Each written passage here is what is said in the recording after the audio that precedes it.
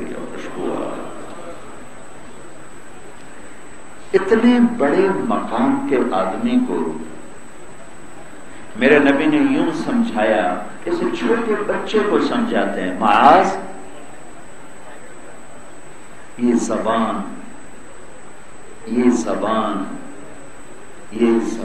قابو میں رکھنا۔ تو میرے بھائیوں ہاتھ جوڑتا ہوں، اپنے دین کو بچانا ہے، اپنے معاشرے کو بچانا ہے، اپنے روزے کو بچانا ہے، زبان قابو میں رکھو، زبان قابو میں رکھو، زبان قابو میں رکھو۔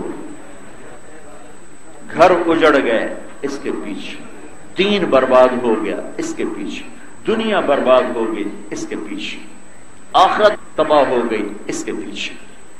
اس کو محبت کا عادی بناؤ، اس سے میٹھا بول بولنے کا اس کو عادی بناؤ۔ کڑوے بول انسان نکل ہی جاتے ہیں، معافی مانگو اللہ سے بھی، جس کے ساتھ بول گئے اس سے بھی۔ اب ایک صحابی ہیں ابو دجانہ، 1,24,000 صحابہ میں زیادہ سے زیادہ 200 صحابی ایسے ہیں جو جنگ بدر سے لے کر آخری حج تک اللہ کے نبی کے ساتھ رہے۔ 200 زیادہ سے زیادہ 200، کوئی کسی جنگ میں ہے، کوئی کسی میں ہے، کوئی یہاں نہیں، کوئی وہاں نہیں۔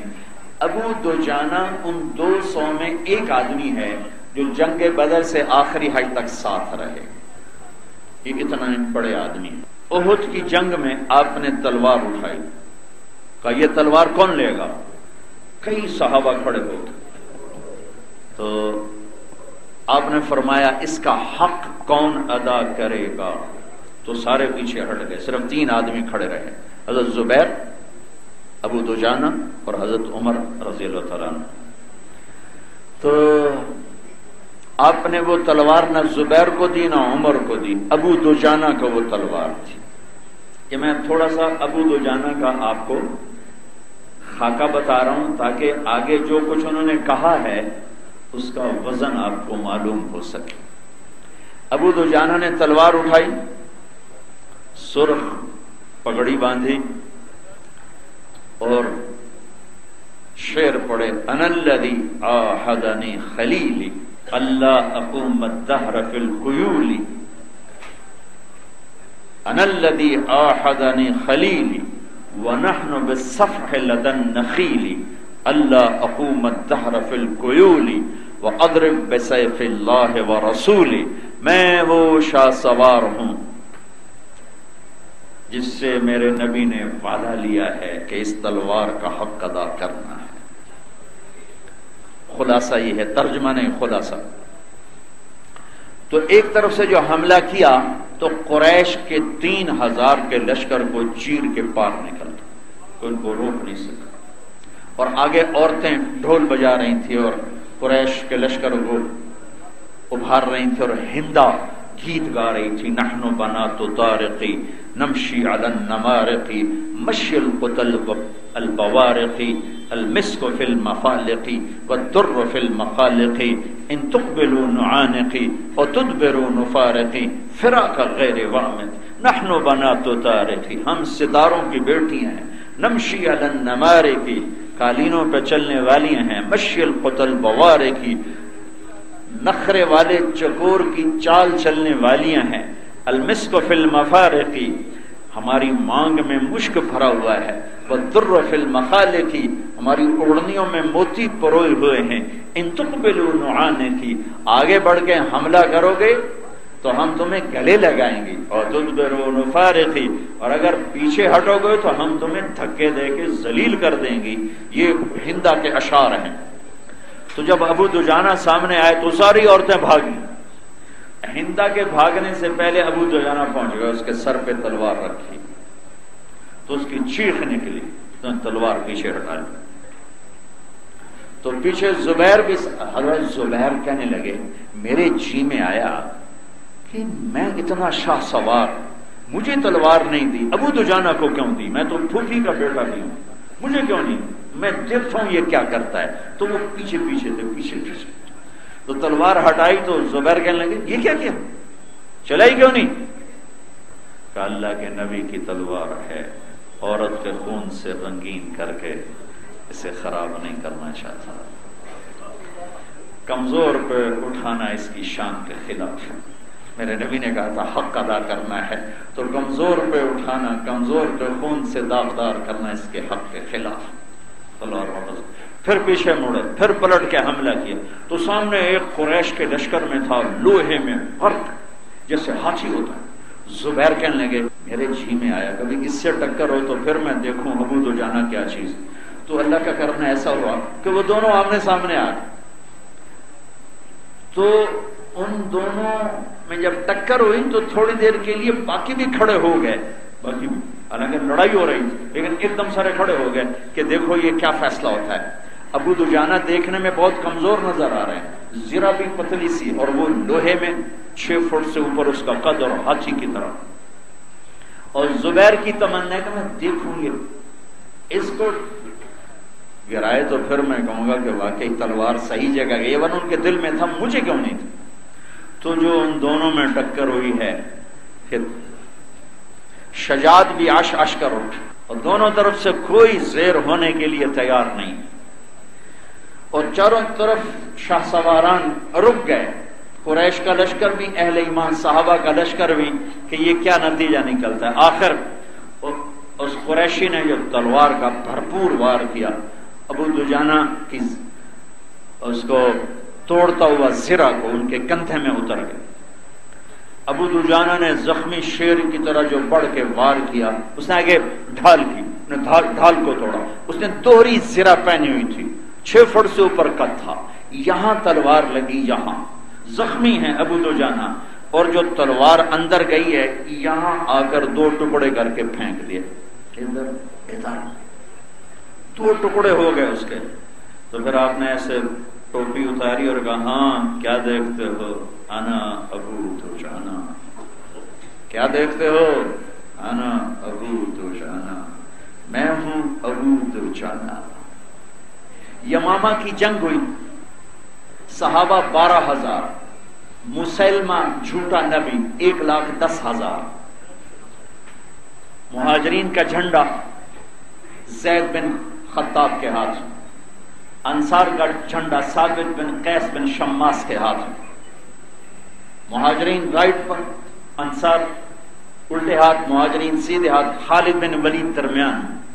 پہلے ہی حلے میں مہاجرین کے قدم اکھڑ گئے اور حضرت زید بن خطاب شہید ہوئے، حضرت عمر کے بھائی شہید ہو گئے. جھنڈا سالم مولا حذیفہ نے اٹھایا، حافظ عالم شہید ہو گئے. جھنڈا گر گیا، جھنڈا گرا، مہاجرین میدان چھوڑ گئے، انصار ڈٹے رہے، انصار نہیں ہلے. تو خالد بن ولید رضی اللہ تعالیٰ نے، برا بن مالک ان صحابہ میں سے ہیں جن کے بارے میں میرے نبی کا فرمان ہے کہ میرے کچھ ساتھی ایسے ہیں کہ جب وہ یوں کر کے ہاتھ اٹھاتے ہیں اللہ کے سامنے تو اللہ ان کے ہاتھ کبھی خالی نہیں لوٹاتے. ان میں سے ایک برا بھی ہیں، برا بن مالک، اور 1,000 کے برابر بھی ہیں. چند صحابہ ایسے تھے جو ایک آدمی 1,000 کے برابر شمار ہوتا تھا، ان میں سے برا بھی ہیں. تو حضرت خالد نے کہا برا، ارے آج قسم اٹھا، آج اللہ پہ قسم اٹھا، کیونکہ میدان ہاتھ سے نکل چکا تھا. مہاجرین کا اکھڑ جانا مطلب ہے کہ شکست ہے. تو حضرت برا نے کہا اخلصنا، پھر ہمیں الگ کرو، مدینے والوں کو الگ کرو، کر لے لو. تو ایک چٹان پہ کھڑے ہوئے، یا معاشر الانصار، یا معاشر الانصار الیہ انا برا ابن مالک، اے انصار کی جماعت ادھر آؤ، ادھر آؤ، ادھر آؤ، میں ہوں برا بن مالک. تو 3,000 مدینے والے اکٹھے ہو گئے جلدی سے. 3,000 بکھرے ہوئے تھے لیکن 3,000 فوراً اکٹھے ہوئے. کہا اما المدینہ تو فلا مدینہ، اب مدینے کو دل سے نکال دو. ہاں ہن المعشر، یہاں قبریں بنانے کی نیت کرو اور مدینے کا خیال نکال دو اور اپنی زریں اتار دو، تلواروں کی نیامیں توڑ دو اور آج اللہ کو راضی کر کے دکھا دو. تو 5 آدمی آگے بڑھے، برا بن مالک، ثابت بن قیس بن شماس، عباد بن بشر، کعب بن عجرہ، ابو دجانہ کعب بن عجرہ، عباد بن بشر، ثابت بن قیس بن شماس، برا بن مالک، ان 5 شاہ سواروں نے 3000 کو گائیڈ کیا اور 1,00,000 کے مجمع میں سوراخ کر دیا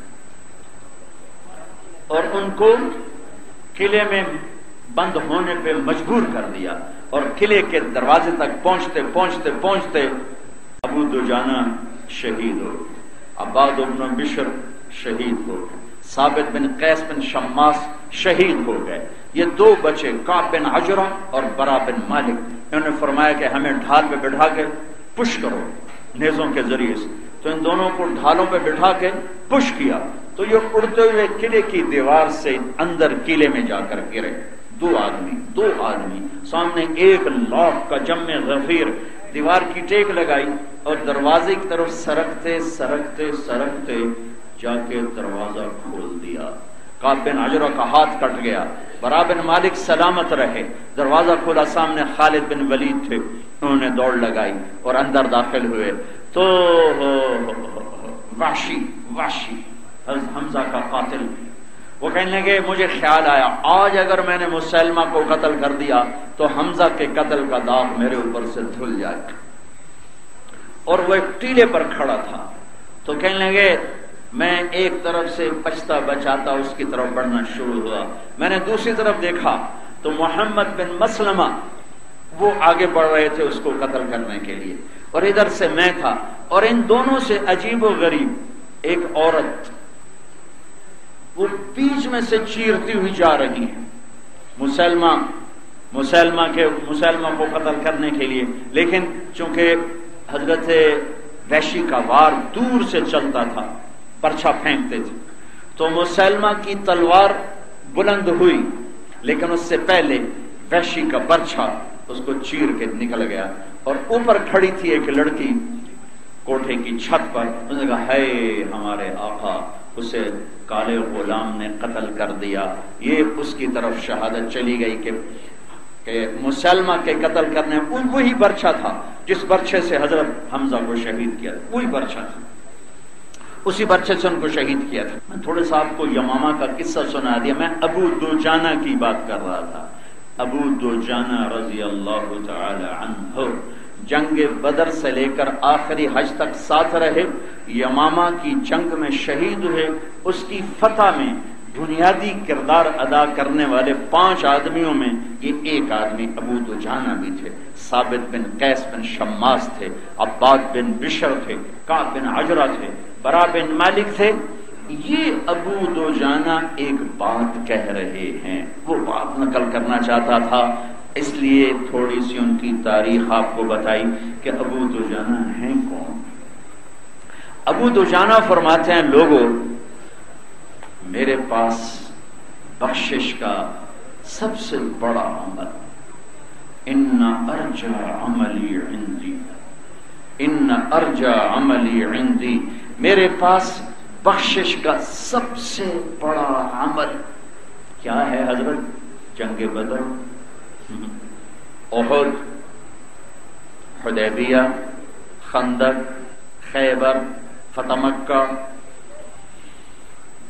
حنین نہیں، طائف نہیں، صحابی ہونا نہیں، حالانکہ ہر شے ہے۔ جنگ بدر کے شرکاء، پہلے ان کا سنو۔ جبریل نے کہا یا رسول اللہ، آپ کے صحابہ میں سب سے بہتر کون ہیں؟ تو آپ نے کہا جو میرے ساتھ بدر میں شریک تھے 313۔ تو جبریل نے کہا یا رسول اللہ، آسمان کے فرشتوں میں وہ فرشتے سب سے افضل ہیں جو جنگ بدر میں اتارے گئے تھے، 1000۔ مبتکم بألف من الملائکۃ مردفین، وہ 1000 فرشتے سب سے افضل۔ پھر میرے نبی نے فرمایا کہ اللہ نے کہا ہے بدر والے جو مرضی کریں میں نے معاف کر دیا۔ تو اب ابو دجانہ بدر میں شریک ہیں، ان کو یہ کہنا چاہیے تھا میرے پاس بخشش کا سب سے بڑا عمل بدر کی شرکت۔ ٹھیک ہو گیا؟ صلح حدیبیہ میں 1400 صحابہ شریک تھے، ان کے بارے میں اللہ نے کہا لقد رضی اللہ عن المؤمنین اذ یبایعونک تحت الشجرہ، اللہ ان ایمان والوں سے راضی ہو گیا جنہوں نے آپ کے ہاتھ پر بیعت فرمائی حدیبیہ. تو ابو دجانہ کہتے میرے پاس بخشش کا سب سے بڑا عمل حدیبیہ نہیں. پھر صحابی ہیں اور اللہ نے کہا کلن وعد اللہ الحسنى، اے میرے محبوب میرا وعدہ ہے تیرا ہر صحابی جنت میں جائے گا، ہر صحابی تیرا جنتی ہے، میرا وعدہ ہے. یہ کسی نبی کے صحابہ کے ساتھ یہ وعدہ نہیں، صرف 1,24,000 اللہ کے محبوب کے غلاموں کے ساتھ اللہ کا وعدہ کلن وعد اللہ الحسنى. ہاں برابر نہیں ہو سکتے پہلے اور بعد والے. لا یستوی منکم من انفق من قبل الفتح وقاتل، فتح مکہ سے پہلے والے اور بعد والے برابر نہیں ہیں، لیکن کلن سب جنتی، سب جنتی. تو کہتے میں صحابی ہوں، میرے لیے سب سے بڑا عمل صحابی ہونا ہے. میں بدر والا ہوں، میرے لیے بخشش کا عمل بدر ہے. میں صلح حدیبیہ والا ہوں، میرے لیے بخشش کا عمل حدیبیہ ہے. لیکن یہ کیا کہہ رہے ہیں کہ لوگوں ان ارجا عملی عندی، میرے پاس بخشش کا سب سے بڑا عمل یہ ہے ما آذیت احدا بلسانی، میں نے زندگی میں کسی کو اس زبان سے دکھ نہیں پہنچایا. میں نے زندگی بھر اس زبان سے کسی کو دکھ نہیں پہنچایا. آئے ہائے ہائے، آج ہمارے منہ میں زبان نہیں ہے، دوری دھار کا خنجر ہے، دوری دھار کا خنجر. وہ ممبر پہ بیٹھتا ہے تو اور طرح وار کرتا ہے، وہ عدالت کی کرسی پر بیٹھتا ہے اور طرح وار کرتا ہے، وہ گھر میں ہوتا ہے اور طرح وار کرتا ہے، وہ بازار میں ہوتا ہے اور طرح وار کرتا ہے. یہ زہریلی ناگن ہے جس نے میرے معاشرے کو ڈس ڈس کے تباہ کر دیا ہے. ہندوستان ہمارا دشمن اور امریکہ ہمارا دشمن اور ہندوستان ازلی دشمن. ارے تم اپنی ذات کے دشمن خود ہو، تمہارا کوئی دشمن نہیں، تم اپنی ذات کے دشمن خود ہو. سازشوں سے کبھی قومیں برباد نہیں ہوتی، ہمیشہ قوموں کی بربادی کردار کی بربادی سے آتی ہے. امریکہ کی سازش اور ہندو کی سازش اور فلاں کی سازش، یہ سارا مری جھوٹ بول رہا ہے، یہ امریکہ کی سازش ہے. رمضان میں زنا کر رہے ہیں، یہ امریکہ کی سازش. سارے مری کے بینکوں میں سود پہ پیسہ پڑا ہوا ہے، یہ ہندوستان کی سازش ہے. باپ ڈر رہے ہیں، دکاندار دھوکے باز ہے، وکیل اپنا علم زانی کے ہاتھ بیچ گیا ہے، یہ ساری دشمن کی سازش.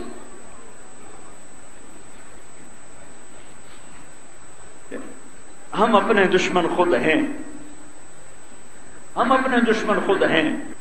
ان اللہ لا یغیر ما بقوم حتی یغیروا ما بانفسہم. کردار ختم ہوتے ہیں پھر میرے اللہ کا نظام حرکت میں آتا ہے. سازشوں سے کبھی کوئی قوم ہلاک نہیں ہوئی، ہمیشہ ہلاکت اندر سے آتی ہے. قوموں کا کردار ختم ہوتا ہے، اللہ کا جھاڑو پھر جاتا ہے. یہ تو اس کملی والے کو پر درود و سلام پڑھو، ان کی دعائیں نہ ہوتی تو ہم بندر خنزیر بن چکے ہوتے ہیں.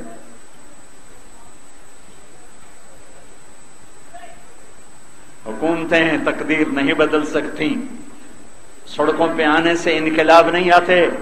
ہم سب بے عقلی کے دلدل میں دھنسے ہوئے ہیں. ہماری معراج اللہ کو راضی کرنے سے ملے گی. ہمیں معراج کا سفر، ہماری معراج اللہ اس کے رسول کی اطاعت ہے. آخرت کو آگے رکھو، دنیا کو بھی. حضرت علی کا فرمان ہے بِعْ دُنْيَاكَ بِآخِرَتِكَ